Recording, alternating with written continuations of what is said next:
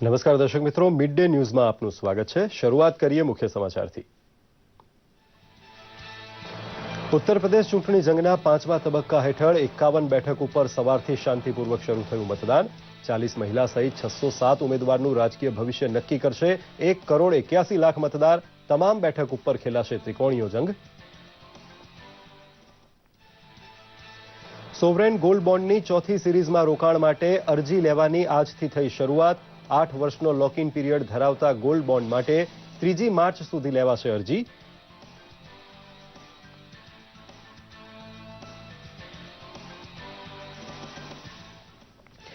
ભાજપના અગ્રણી ચિંતક એવા સુબ્રમણ્યમ સ્વામી કહે છે, શિવસેના અને ભાજપ વચ્ચે દિલેર દોસ્તી અકબંધ રહેવી જોઈએ।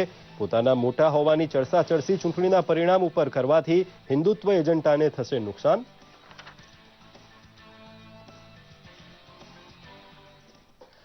આઈએસઆઈએસના સંદિગ્ધ સાગરીત જેવા બંને ત્રાસવાદી યુવકોને રાજકોટની અદાલતમાં રજૂ કરી પોલીસે મેળવ્યા 10 માર્ચ સુધીના રિમાન્ડ। ચોટીલા મંદિરની રેકી અને બોમ્બ બનાવવાનું જ્ઞાન લેવા કોશિશ કરી હોવાની કરી કબૂલાત।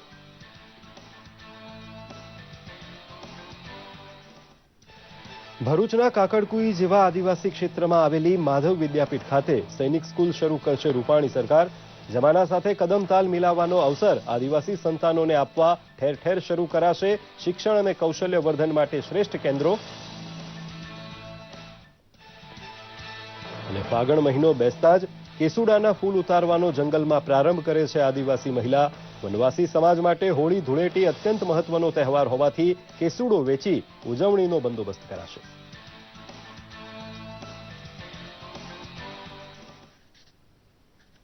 જોઈએ સમાચાર વિગતવાર। ઉત્તર પ્રદેશમાં વિધાનસભા ચૂંટણી માટે આજે 5મા તબક્કાનું મતદાન 11:26% આસપાસ રહ્યું હોવાના અહેવાલ છે। 51 બેઠક ઉપર ઉભેલા 608 ઉમેદવારોનું ભાવિ ઈવીએમમાં સીલ થશે। તો બીજી તરફ આંબેડકરનગર જિલ્લાની અલાપુર બેઠકના એક ઉમેદવારનું નિધન થતાં ચૂંટણી પંચે મતદાન સ્થગિત કરી આવતા મહિનાની 9મી તારીખે મતદાનનું આયોજન કર્યું છે। બહુજન સમાજવાદી પાર્ટીએ તમામ 51 બેઠકો ઉપર પોતાના ઉમેદવારોને મેદાને ઉતાર્યા છે, જ્યારે ભાજપાએ 50 સીટ ઉપર પોતાના ઉમેદવારોને મેદાને ઉતાર્યા છે। ભાજપે 1 સીટ પોતાના સાથી અપના દળ માટે છોડી દીધી છે। સમાજવાદી પાર્ટી 43 સીટ અને તેમની સાથી પાર્ટી કોંગ્રેસ 14 સીટ ઉપર ચૂંટણી લડી રહ્યા છે। સોવરેન ગોલ્ડ બોન્ડની ચોથી સિરીઝમાં રોકાણ માટેની અરજીનો સ્વીકાર કરવાનું કામ આજથી શરૂ થયું છે અને જે 3 માર્ચ સુધી ચાલશે। ગોલ્ડ બોન્ડ ઇસ્યુ કરવાની તારીખ 17મી માર્ચ રહેશે। ડિજિટલ પેમેન્ટને ઉત્તેજન આપવા માટે સોવરેન ગોલ્ડ બોન્ડની ખરીદીમાં રોકડા રૂપિયાનો સ્વીકાર માત્ર 20,000 સુધી જ કરાશે। Stock holding corporation of India bank તથા પોસ્ટ ઓફિસ મારફતે અરજીદાતા ખરીદીનો પ્રસ્તાવ મૂકી શકે છે। 8 વર્ષનો લોક ઇન પીરિયડ ધરાવતા સોવરેન ગોલ્ડ બોન્ડને 5 વર્ષ બાદ વત્તા ઓછા ડિસ્કાઉન્ટ સાથે વેચી શકાય તેવો વિકલ્પ પણ રહેશે।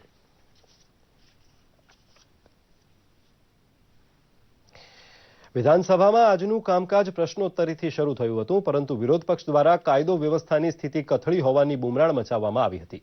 વિપક્ષના નેતા શંકરસિંહ વાઘેલાએ રાજકોટ ભાવનગરથી પકડાયેલા 2 સંદિગ્ધ ત્રાસવાદી યુવકોની વિગત માંગી હતી, તો સરકાર તરફથી ગૃહ રાજ્યમંત્રી પ્રદીપસિંહ જાડેજાએ કહ્યું હતું કે ગુજરાત સહિત દેશની સલામતીને સ્પર્શતું કાવતરું પકડવામાં એટીએસને સફળતા મળી છે, ત્યારે ગમે તેમ આક્ષેપો કરી પોલીસનું મનોબળ વિપક્ષે તોડવું જોઈએ નહીં। આજે ગૃહ મળ્યા બાદ થયેલા કામકાજનો અહેવાલ જોઈએ વિધાનસભા રિપોર્ટર મહેન્દ્ર રાવલ પાસેથી। મહેન્દ્રભાઈ, શું પરિસ્થિતિ છે હાલ?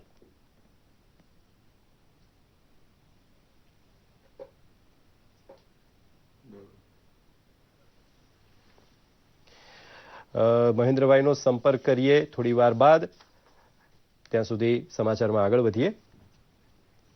મુખ્યમંત્રી વિજયભાઈ રૂપાણીએ અંતરિયાળ વનવાસી વિસ્તારોમાં તબીબી શિક્ષણ, કૌશલ્યવર્ધન કેન્દ્રો, રેસિડેન્સી સ્કૂલ અને સૈનિક સ્કૂલ શરૂ કરીને વનવાસી દીકરા દીકરીઓને સમય અનુકૂળ શિક્ષણથી સજ્જ કરવાની નેમ વ્યક્ત કરી છે। ભરૂચ જિલ્લાના આદિજાતિ વિસ્તાર કાકડકુઈ ખાતે માધવ વિદ્યાપીઠ દશાબ્દી મહોત્સવનો ગઈકાલે પ્રારંભ કરાવતા મુખ્યમંત્રીએ તેના સંકુલમાં સૈનિક સ્કૂલ સ્થાપવાની જાહેરાત કરી હતી। તેમણે આશા વ્યક્ત કરી હતી કે તેનાથી આ વિસ્તારના યુવાનોની શારીરિક ક્ષમતા વધશે અને તેમની રાષ્ટ્રભાવના ઊંચી આવશે। વધુમાં નર્મદા ખાતે સ્થપાનારી ટ્રાઇબલ યુનિવર્સિટીને મહાવિદ્યાલયો સાથે જોડીને આદિવાસી સંસ્કૃતિ અને ધરોહરને ઉજાગર કરવાની પણ તેમણે વાત કરી હતી। વિદ્યાભારતી ગુજરાત પ્રદેશના પ્રમુખ ડોક્ટર સુભાષ દવેએ સંસ્થાની પ્રવૃત્તિઓની વિગતો આપી હતી। કાર્યક્રમમાં સંસ્થાના સ્થાપક ધનજીભાઈ ઝડફિયા, મંત્રીમંડળના સભ્યો તેમજ વનવાસી પરિવારો ઉપસ્થિત રહ્યા હતા।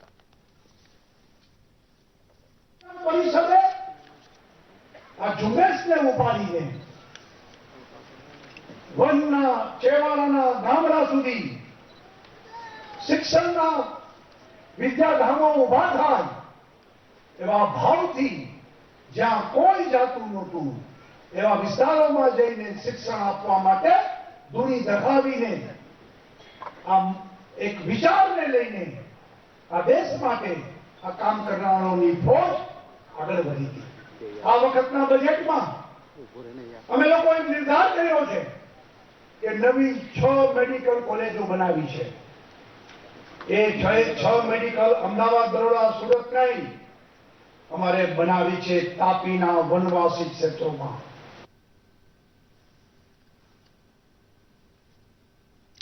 આજે પ્રશ્નોત્તરી સાથે જ્યારે વિધાનસભાનું કામકાજ શરૂ થયું હતું ત્યારે એક વિપક્ષે કેટલાક મુદ્દે વિરોધ પણ નોંધાવ્યો અને સામે ગૃહ રાજ્યમંત્રી પ્રદીપસિંહ જાડેજાએ પણ તેના જવાબ આપ્યા. હાલ આપણી સાથે વિધાનસભાથી જોડાઈ રહ્યા છે અમારા સંવાદદાતા મહેન્દ્ર રાવલ. મહેન્દ્રભાઈ, આજનું કામકાજ ગૃહમાં કેવું ચાલી રહ્યું છે?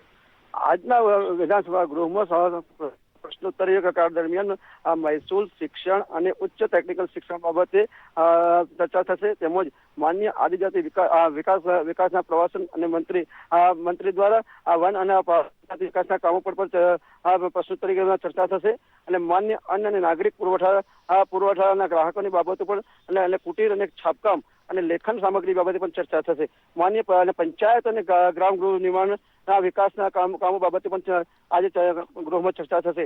તેમજ આજે કોંગ્રેસના ધારાસભ્ય રાઘવજી પટેલ દ્વારા એક નિયમ 116 મુજબ રાજકોટમાં જે જીવલેણ RDX જે બોમ્બ મળી આવ્યો છે તેના બાબતે ચર્ચા માંગતા આજે ગુજરાત ગૃહમાં પણ આ કાયદો અને વ્યવસ્થાને લઈને પરિસ્થિતિને લઈને પણ ચર્ચા થશે અને આ આતંકવાદી પ્રવૃત્તિ સામે પણ પગલાં લેવા બાબતેની પણ ચર્ચા થશે. વિપક્ષના નેતા શંકરસિંહ વાઘેલાએ જે ભાવનગરથી 2 પકડાયેલા સંદિગ્ધ ત્રાસવાદી યુવકો છે એની વિગત માંગી, એના જવાબમાં પ્રદીપસિંહ જાડેજાએ શું જવાબ આપ્યો? આજે કોંગ્રેસના વિધાનસભા વિરોધ પક્ષના નેતા શંકરસિંહ વાઘેલા દ્વારા એવો આક્ષેપ કરવામાં આવ્યો હતો કે ભાજપના મધ્યપ્રદેશના કેટલાક કાર્યકર્તાઓ ISISના સાથે સંકળાયેલા છે પાકિસ્તાની સંસ્થા સાથે. તેના જવાબમાં આજે પ્રદીપસિંહ જાડેજાએ જણાવ્યું હતું કે ગુજરાત ભાજપ એ રાષ્ટ્રવાદી પાર્ટી છે અને તે માત્ર ને માત્ર દેશના હિત માટે કામ કરે છે. આજે અમારો ભાજપનો કોઈ કાર્યકર્તા ISIS સાથે જોડાયેલો ના હોય અને જો કોઈ પણ બહાર આવશે તો તેના દરેક વચ્ચે કોઈ બી હશે એટલે અમે પગલાં લેવામાં આવશે. મહેન્દ્રભાઈ, ખૂબ ખૂબ આભાર. તમે અમારી સાથે જોડાયેલા રહેજો. ફરી પાછા આપને મળીએ. સમાચારમાં આગળ વધીએ. રાજ્યસભાના સાંસદ સુબ્રમણ્યમ સ્વામી એવી આશા વ્યક્ત કરી છે કે મહારાષ્ટ્રમાં યોજાયેલી ચૂંટણીમાં ભાજપ અને શિવસેના વચ્ચે પડેલી મડાગાંઠ ઉકેલાઈ જશે. વડોદરાની મુલાકાતે આવેલા સ્વામીએ પત્રકારો સાથેની વાતચીતમાં જણાવ્યું હતું કે બંને પક્ષ સાથે મળીને તેનો ઉકેલ લાવશે અને તેમાં તેઓ મધ્યસ્થી કરશે. મોટી ચલણી નોટો બંધ કરાતા સર્જાયેલી પરિસ્થિતિ અંગે પણ સ્વામીએ જણાવ્યું હતું કે ભ્રષ્ટાચાર સામે લડત આપી શકે તેવો દેશમાં ભાજપ જ એક પક્ષ છે. સ્વામી MS યુનિવર્સિટીની ફેકલ્ટી ઓફ ટેકનોલોજીના 11મા ફૂટપ્રિન્ટ મહોત્સવમાં ખાસ હાજરી આપવા માટે વડોદરા આવ્યા હતા. તેમણે દેશની હાલની સ્થિતિ વિશે વિદ્યાર્થીઓ સાથે ચર્ચા કરી હતી તેમજ ભારતીય સંસ્કૃતિ અને તેના મહત્વ અંગે તેમને સમજ આપી હતી. जो देश के विघटन चाहते थे वो दिल्ली यूनिवर्सिटी में भाषण देने चाहते थे और वहाँ जहर पिलाने चाहते थे. ये तो हम कैसे मानेंगे? आप संविधान के अंदर रहिए और जो भाषण देना दे सकते हैं. आप हमारी बीजेपी गवर्नमेंट की आलोचना करने से हमें कोई परवाह नहीं है, लेकिन आप कहें कि कश्मीर को अलग कर दो हमारे देश में रहते हुए हमारी नमक खा के, ये तो सबसे बड़ी गद्दारी है. ये तो हम स्वीकार नहीं कर सकते. રાજકોટ અને ભાવનગરમાંથી ઝડપાયેલા ISISના બંને સંદિગ્ધ એજન્ટોને કોર્ટમાં રજૂ કરવામાં આવ્યા હતા, જ્યાં કોર્ટે તેમના 10 માર્ચ સુધીના રિમાન્ડ મંજૂર કર્યા છે. કોર્ટ સમક્ષ આ બંને આતંકીઓએ પોતાના ઈરાદાની કબૂલાત કરી હતી.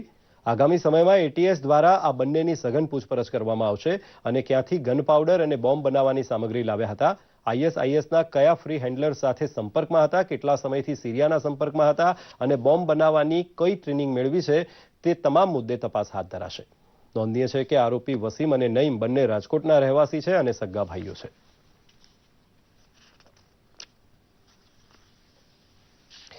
તાપી જિલ્લાના સોનગઢમાં 2 વર્ષ પહેલા નોંધાયેલા છેતરપિંડીના કેસમાં પોલીસે 2 આરોપીઓની ઓરિસ્સાથી ધરપકડ કરી છે.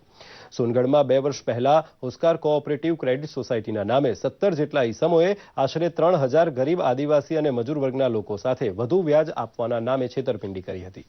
2 વર્ષના સમયગાળામાં આશરે 2.5 કરોડનું ફૂલેકું ફેરવી તેઓ પલાયન થઈ ગયા હતા.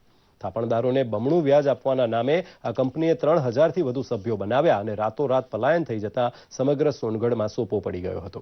પોલીસ ફરિયાદ નોંધાયાના 2 વર્ષ બાદ આ ગુનાના 2 આરોપીઓની ધરપકડ થતા થાપણદારોને પોતાના રૂપિયા પરત મળવાની આશા જાગી છે.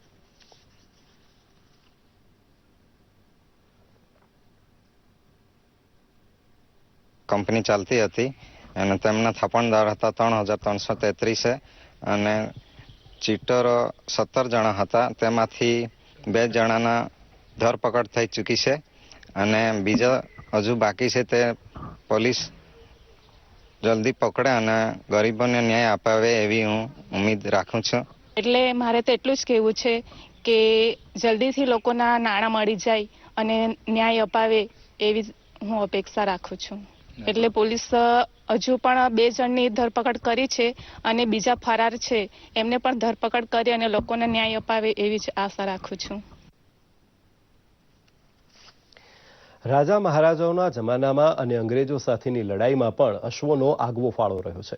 પવન ગતિએ દોડતા અશ્વનો ઇતિહાસમાં ઉલ્લેખ છે, ત્યારે અશ્વ વિશે ઓછા થતા જતા રસને જાળવી રાખવા બનાસકાંઠામાં દર વર્ષની જેમ આ વર્ષે પણ અશ્વ શોનું આયોજન કરાયું હતું. જોઈએ એક અહેવાલ. બનાસકાંઠાના જસરા ગામે અશ્વ શો મેળાનું આયોજન કરાયું હતું. લાખાણી તાલુકાનું જસરા ગામ અશ્વની હણહણાટીથી ગુંજી ઉઠ્યું હતું. અશ્વની લુપ્ત થતી જાતિને જાળવી રાખવા અને જાગૃતિ ફેલાવવા માટે દર વર્ષે આ અશ્વ મેળાનું આયોજન કરાય છે. અશ્વ કળાને જીવંત રાખવા અશ્વ પ્રેમીઓના આ મેળામાં માર્ગદર્શન આપવામાં આવે છે. લુપ્ત થતી અશ્વની જાતિઓને ટકાવી રાખવાના આશયથી રાજ્યમાં અને દેશમાં જે પ્રકારે ઇતિહાસને અમર બનાવનાર અશ્વો લુપ્ત થઈ રહ્યા છે, એ અશ્વોને અને અશ્વપાલન પ્રવૃત્તિને પ્રોત્સાહન મળે એવા વિશાળ હેતુથી અમારી સંસ્થા, અમારી સમિતિ, ગ્રામજનો અને ગ્રામ પંચાયત, ગુજરાત સરકારના પ્રવાસન વિભાગના સૌજન્યથી અમે આ કાર્યક્રમ કરી રહ્યા છીએ. 21 તારીખથી 24 તારીખ સુધી આ ચાલનાર કાર્યક્રમમાં અશ્વપાલકો મોટી સંખ્યામાં ઉમટી રહ્યા છે અને એમાં અમે પ્રોત્સાહન આપવા માટે વિવિધ રમતો, ગેમો અને એના બ્યુટી બ્રીડ્સોના આયોજન કર્યા છે.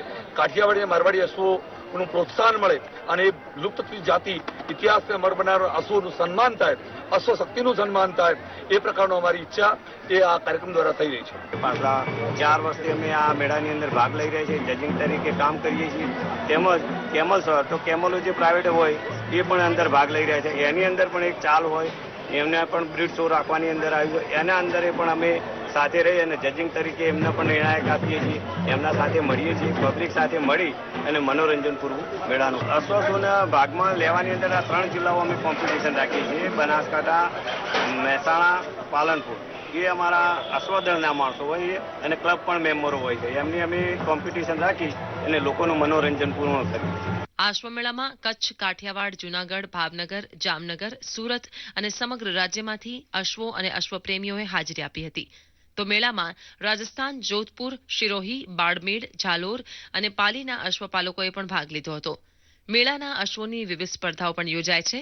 અહીં અશ્વ પાટી દોડ, રેવાળ દોડ, બ્રિડ શો, મટકી ફોડ, ગરો લેવો, અશ્વનાચ, અશ્વકુશળતા અને શ્રૃંગાર રીલે રમત જેવા વિવિધ સ્પર્ધાઓ યોજાય છે. સ્પર્ધામાં સારું પ્રદર્શન કરનારા અશ્વપાલકોને ઇનામો આપી સન્માનિત પણ કરવામાં આવે છે. यहाँ पर जसरा के अंदर जो ये अश्व मेला आप देख रहे हैं, मैं पिछले 4 सालों से यहाँ पे अश्वों की जजिंग के लिए आ रही हूँ. मैं भारत के जितने भी मेले होते हैं उन सबके अंदर जजिंग के लिए जाती हूँ, लेकिन जसरा के अंदर जो अभी मारवाड़ी घोड़ों की क्वालिटी है वो बहुत ही शानदार है. बहुत ही बेहतरीन नस्ल के जो लुप्त प्राय मारवाड़ी घोड़े हैं वो यहाँ जसरा की इस पावन धरती पे आते हैं, जो महादेव की और महेश जी की कृपा है. હું નાની હતી ત્યારથી મને ઘોડેસવારીનો શોખ છે અને આજે હું પોલીસ હેડક્વાર્ટર્સ મહેસાણામાં ટ્રેનિંગ પણ લઉં છું અને આજે સવારે જે એન્ડ્યોરન્સ રેસ યોજાઈ હતી એમાં મેં પાર્ટિસિપેટ કર્યું હતું અને એમાં મારો ફર્સ્ટ રેન્ક આવ્યો હતો અને મારી મમ્મીએ પણ પાર્ટિસિપેટ કર્યું હતું અને એનો 3rd રેન્ક આવ્યો હતો. મને બચપનથી ઘોડેસવારીનો શોખ છે અને હું કરાઈ કેમ પોલીસ એકેડેમીમાં ટ્રેનિંગ લીધી છે અને હું અમદાવાદથી અને અહીંયા મેં જમ્પિંગ કરાવી છે ને ત્યાં ટ્રેકિંગ કરાવી છે. અશ્વમેળા સાથે લોકોના મનોરંજન માટે અહીં આનંદ મેળાનું પણ આયોજન કરાયું. એક તરફ અશ્વોની હણહણાટી અને બીજી તરફ આનંદ મેળામાં લોકોના કિલ્લોલથી જસરા ગામ ગુંજી ઉઠ્યું. અમૃત ઠાકોરનો રિપોર્ટ, દૂરદર્શન સમાચાર. રાજકોટ અને ભાવનગરમાંથી ઝડપાયેલા ISISના બંને સંદિગ્ધ એજન્ટોને આજે કોર્ટમાં રજૂ કરવામાં આવ્યા હતા અને પોલીસે તેમના રિમાન્ડની માંગણી કરી હતી. આ અંગે માહિતી મેળવી અમારા સંવાદદાતા ઋષિ દવે પાસેથી. ઋષિ, આજે આ બંને સંદિગ્ધ ત્રાસવાદીઓને જ્યારે કોર્ટમાં રજૂ કરાયા ત્યારે આખરી નિર્ણય શું લેવાયો?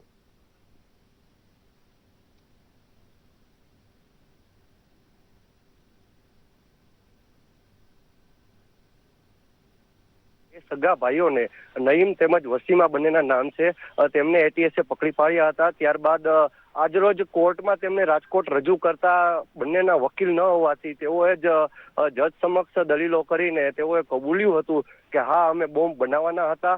સૌપ્રથમ રાજકોટના ત્રિકોણબાગ તેમજ ગુંદાવાડી વિસ્તારમાં તેઓ બ્લાસ્ટ કરવાના હતા. ત્યારબાદ વસીમની પત્ની પણ આમાં સામેલ હતી અને તેમની પત્ની પણ તેમને ઉશ્કેરણીજનક શબ્દો કહી ચોટીલા મંદિરને ઉડાવવાનો સમગ્ર પ્લાન તેઓ બનાવવાના હતા. અને સાથોસાથ બંનેના મોબાઈલમાંથી ATSના અધિકારીઓએ બોમ્બ બનાવવાની ટોટલી સ્ક્રિપ્ટેડ ટેકનિક પણ તેઓએ કબજે કરેલી છે. સાથોસાથ 10 માર્ચ એટલે કે 12 દિવસના રિમાન્ડ કોર્ટે તેમને આપ્યા છે. જી, બીજું એક વાત એ પૂછવી છે કે રાજકોટ પોલીસે NIA નો કોઈ સંપર્ક કર્યો છે કે કેમ?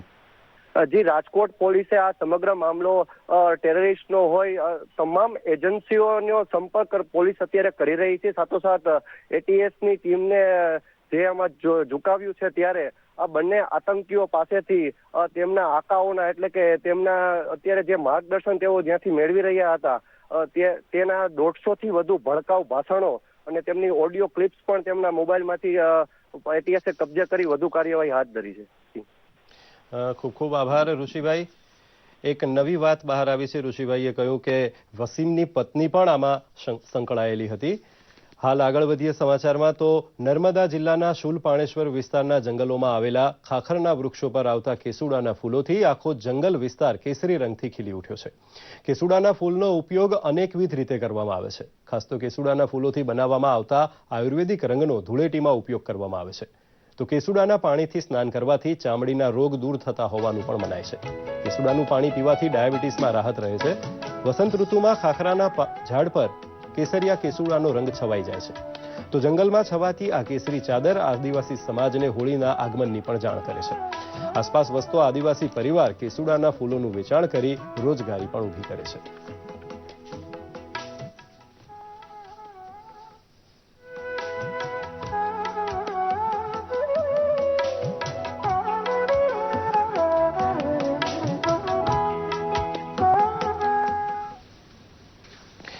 તો આ બાજુ સાવરકુંડલા તાલુકાના એક ખેડૂતે 10 વીઘાની જમીન પર આધુનિક ખેતીનું શ્રેષ્ઠ ઉદાહરણ પૂરું પાડ્યું છે. સુરેશભાઈએ 10 વીઘામાં 8 કિલોનું એક નંગ હોય તેવા બીટ ઉગાડ્યા છે, જે આજુબાજુના વિસ્તારમાં આકર્ષણનું કેન્દ્ર બન્યા છે. સામાન્ય રીતે 250 ગ્રામનું આ ફળ હોય છે, પરંતુ સુરેશભાઈએ 5 મહિના સુધી પાકની માવજત કરી આ પરિણામ મેળવ્યું છે. સુરેશભાઈએ 1 વીઘામાં આશરે 60,000 રૂપિયાના બીટનું ઉત્પાદન કર્યું છે. સુરેશભાઈએ જ્યારે કૃષિ મેળામાં ભાગ લીધો ત્યારે તમામે સુરેશભાઈની આ આધુનિક ખેતીના ભારોભાર વખાણ કર્યા. સુરેશભાઈએ આધુનિક ખેતી કરી ન માત્ર નામના મેળવી પણ સાથોસાથ ઊંચું વળતર પણ મેળવ્યું. સુરેશભાઈએ સાવરકુંડલાના ખેડૂતો માટે શ્રેષ્ઠ પ્રગતિશીલ અને આધુનિક ખેતીનું ઉદાહરણ પૂરું પાડ્યું છે.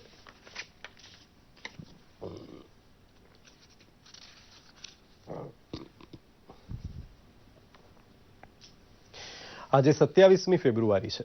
27 ફેબ્રુઆરી 1931ના રોજ આઝાદીની લડાઈ લડનારા ચંદ્રશેખર આઝાદે પોતાનો જીવ ન્યોછાવર કર્યો હતો. આઝાદનો જન્મ મધ્યપ્રદેશના ભાભરામાં થયો હતો. આઝાદ બાળપણમાં મહાત્મા ગાંધીના જીવનથી પ્રેરિત હતા, પણ આગળ જતા તેમણે આઝાદી માટે અલગ જ રસ્તો અપનાવી લીધો અને અનેક કુરબાનીઓ પણ આપી, અને જેમના દ્રષ્ટાંત આજે પણ આપવામાં આવે છે. પ્રસ્તુત છે એક વિશેષ અહેવાલ.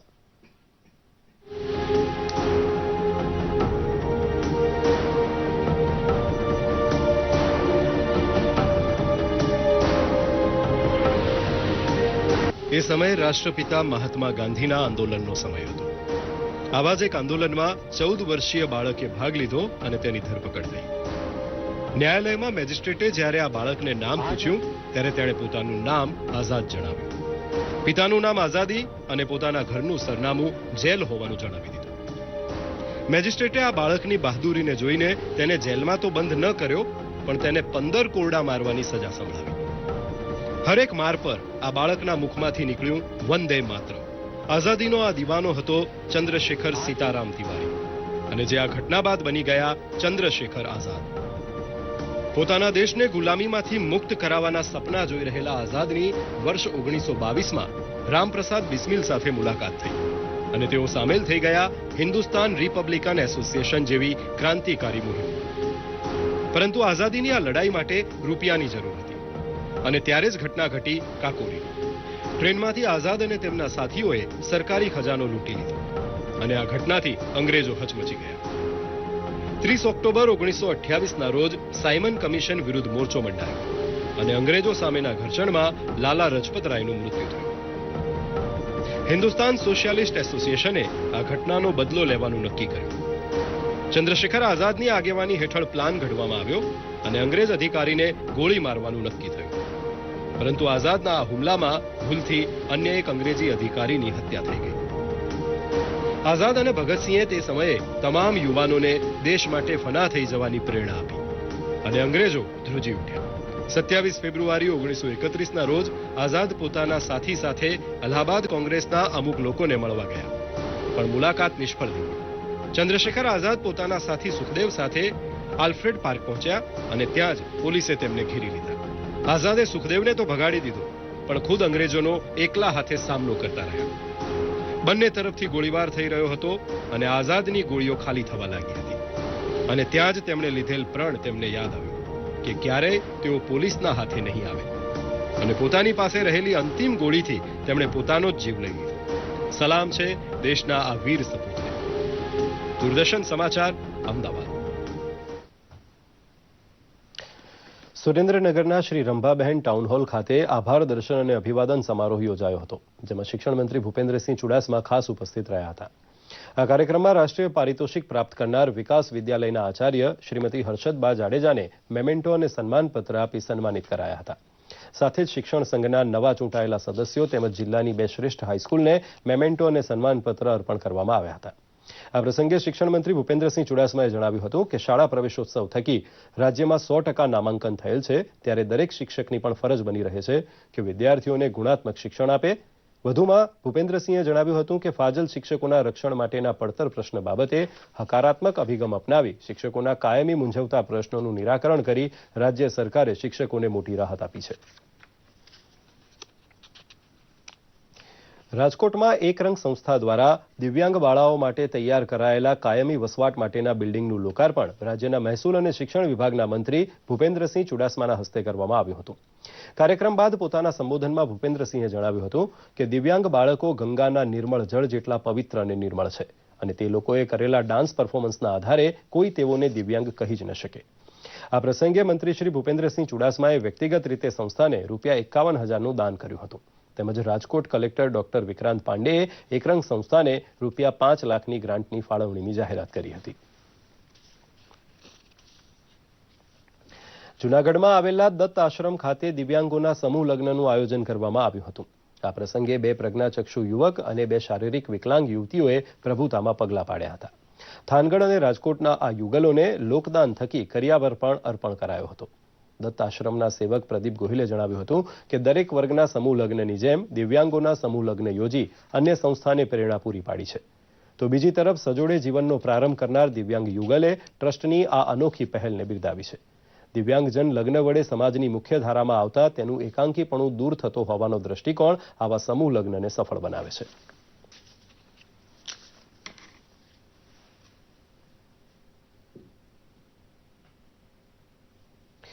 આજે સોશિયલ મીડિયામાં પીએમની યુપીમાં વધુને વધુ મતદાન કરવાની ટ્વીટ, ઓસ્કાર એવોર્ડનો ટ્વિટર ટ્રેન્ડ અને મહાનાયક અમિતાભનું રેમ્પ વોક ખૂબ જ જોવાઈ રહ્યું છે. જોઈએ આ સ્પેશિયલ રિપોર્ટ.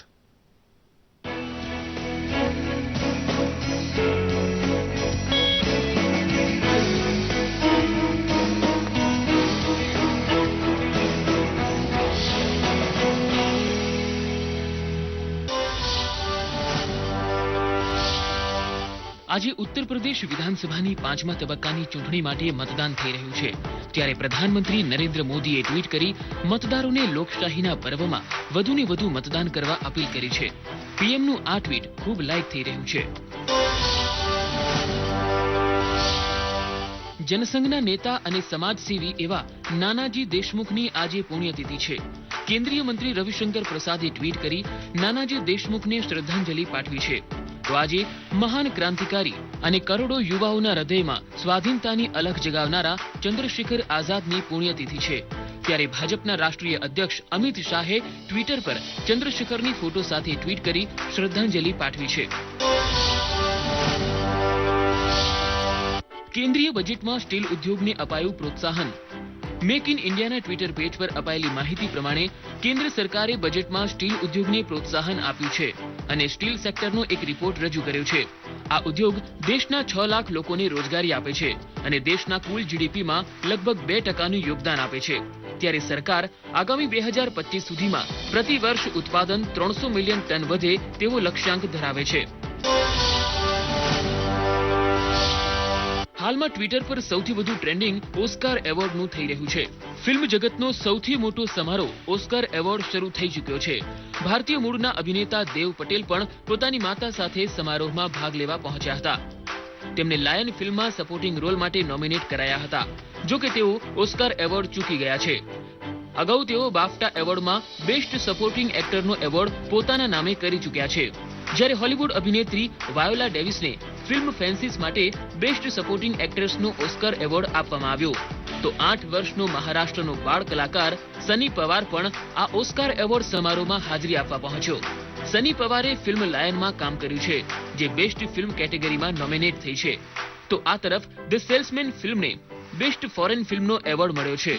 આ ફિલ્મના ડાયરેક્ટર અસગર ફરહાદીની જગ્યાએ અભિનેત્રી અનોશે અંસારીએ એવોર્ડ લીધો હતો. તો વ્હાઇટ હેલ્મેટ્સને શોર્ટ ડોક્યુમેન્ટરીનો એકેડમી એવોર્ડ મળ્યો છે. જુટોપિયાને બેસ્ટ એનિમેટેડ ફીચર ફિલ્મનો એવોર્ડ મળ્યો છે. ફિલ્મ મૂનલાઇટ માટે મહર્ષેલા અલીને બેસ્ટ સપોર્ટિંગ એક્ટરનો એવોર્ડ મળ્યો છે. જ્યારે લાલા લેન્ડ ઓસ્કાર એવોર્ડમાં છવાઈ ગઈ છે. બેસ્ટ સિનેમેટોગ્રાફી માટે ફિલ્મ લાલા લેન્ડને એવોર્ડ આપવામાં આવ્યો છે. એટલું જ નહીં, પરંતુ લાલા લેન્ડના ગીત સિટી ઓફ સ્ટાર્સને ઓરિજિનલ સોંગનો એવોર્ડ મળ્યો છે. તો ડમેન ચાઝેલીને લાલા લેન્ડ ફિલ્મ માટે બેસ્ટ ડાયરેક્ટરનો એવોર્ડ આપવામાં આવ્યો છે. તો બેસ્ટ ઓરિજિનલ સ્કોરનો ઓસ્કાર પણ લાલા લેન્ડને જ મળ્યો છે. અભિનેત્રી ઇમા સ્ટોનને ફિલ્મ લાલા લેન્ડ માટે બેસ્ટ ફિમેલ અભિનેત્રીનો એવોર્ડ આપવામાં આવ્યો છે. તો આ તરફ લાઇવ એક્શન શોર્ટ મૂવી કેટેગરીમાં સિંગ ફિલ્મને એવોર્ડ આપવામાં આવ્યો છે. જ્યારે ફિલ્મ જંગલ બુકને બેસ્ટ વિઝ્યુઅલ ઇફેક્ટ માટે ઓસ્કાર એવોર્ડ એનાયત કરવામાં આવ્યો. તો કેસી એફ્લેકને ફિલ્મ માન્ચેસ્ટર ધ સી માટે બેસ્ટ એક્ટરનો એવોર્ડ આપવામાં આવ્યો. તો હોલિવૂડની મૂનલાઇટ ફિલ્મને બેસ્ટ ફિલ્મનો એવોર્ડ આપવામાં આવ્યો. બોલિવૂડના મહાનાયક અમિતાભ બચ્ચન રેમ્પ પર વોક કરતા નજરે પડ્યા. આ દરમિયાન તેમનો અંદાજ એકદમ હટકે હતો. મુંબઈમાં ફેશન ડિઝાઇનર અબુ જાની અને સંદીપ ખોસલા દ્વારા આયોજિત કેરિંગ વિથ સ્ટાઇલ 2017માં તેમણે હાજરી આપી હતી અને અહીં જ અમિતાભે રેમ્પ પર વોક કર્યું હતું, જેનો વિડીયો ખૂબ જોવાઈ રહ્યો છે. સોશિયલ મીડિયા ડેસ્કથી પંકજ શર્માનો રિપોર્ટ, દૂરદર્શન સમાચાર, અમદાવાદ.